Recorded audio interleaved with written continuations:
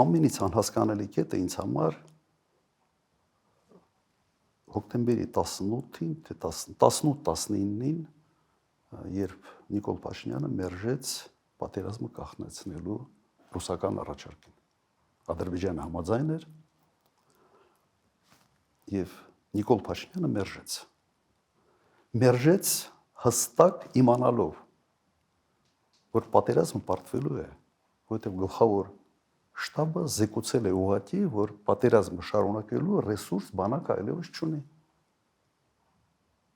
Կար այդ զեկույց եւ դա հանրային հայտնի փաստ է։ Բայց ինքը որոշում կայացրեց պատերազմը շարունակելու։ Եվ բացատրությունը հետեւյալն է։ Իր բացատրությունը